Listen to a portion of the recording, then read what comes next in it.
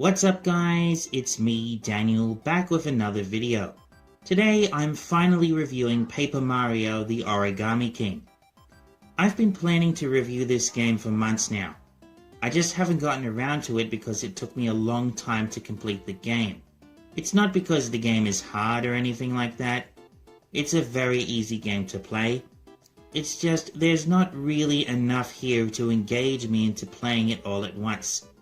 So it took me around 3 months altogether just to complete the main story.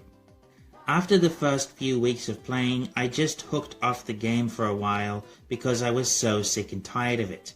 So I've been playing off and on for the past few months, and I've only now finally completed it.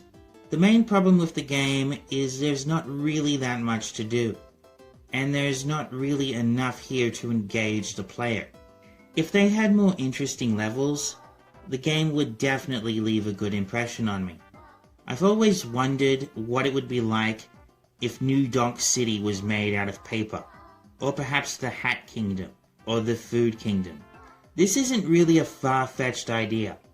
They added Mario Odyssey levels in Captain Toad, so why not Paper Mario? They could always add a DLC level pack in the game. That way you can explore different worlds like New Donk City or the Desert Kingdom. I really think this would be a great idea. I hope they consider New Donk City for the next Paper Mario, because all the levels in this game are just bland and generic, just like every other Mario game. I admit they tried to make the levels different compared to other Mario games, but each level still comes across as the same thing to me. One thing a lot of people really wanted to see in this new game was to have Luigi as a playable character. But honestly, why stop there? There are dozens of other characters they could have as playable characters. Wouldn't it be cool if Princess Peach was playable? Or Toad? Perhaps Yoshi could be a playable character?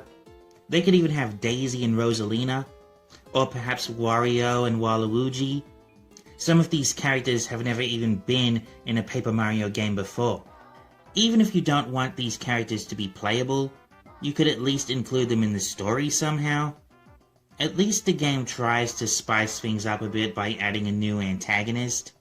But Princess Peach still gets kidnapped as usual. Honestly, she didn't have to get kidnapped again. In fact, she easily could have been more involved in the game's storyline somehow. Maybe Peach could have been there to assist Mario, kind of like Olivia does. I think that might have made a lot more sense. One major thing I really don't understand is why do people care so much if Paper Mario is an RPG or not? Platform games and RPG games are almost the same thing anyway. So what's the difference?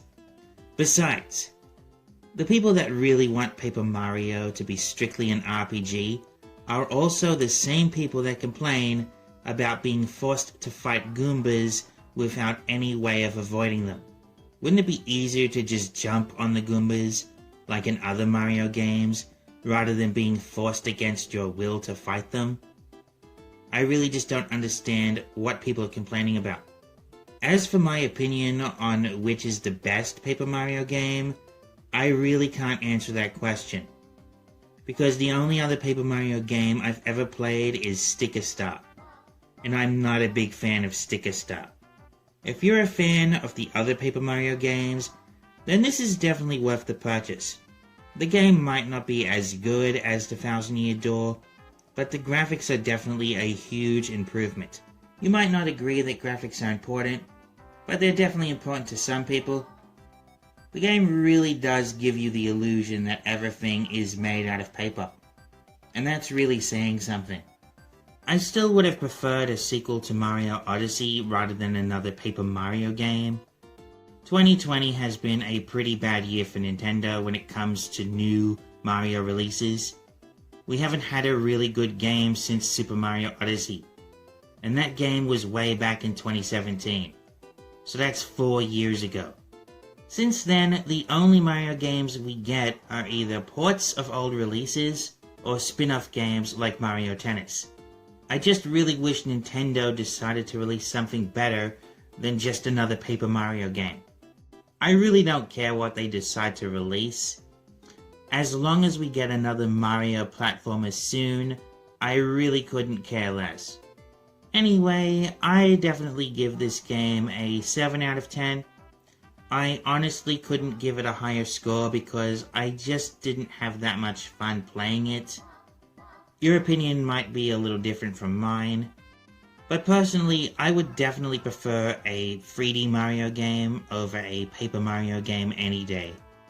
Well, that's about it for this video. Let me know what you think of the Origami King in the comment section below. Until next time, be sure to subscribe and stay tuned for more videos.